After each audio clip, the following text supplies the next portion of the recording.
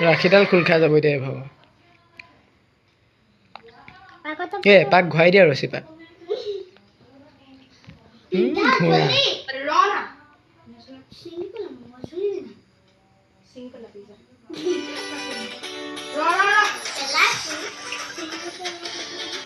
Speech on women's empowerment.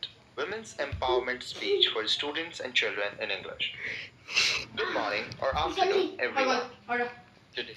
Drawing বনোৱা মাথাত drawing বনোৱা এতিয়া মাথাত ড্ৰয়িং বনোৱা এতিয়া আৰে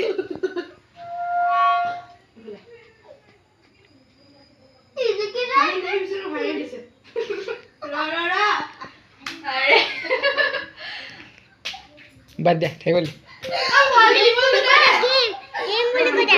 গেম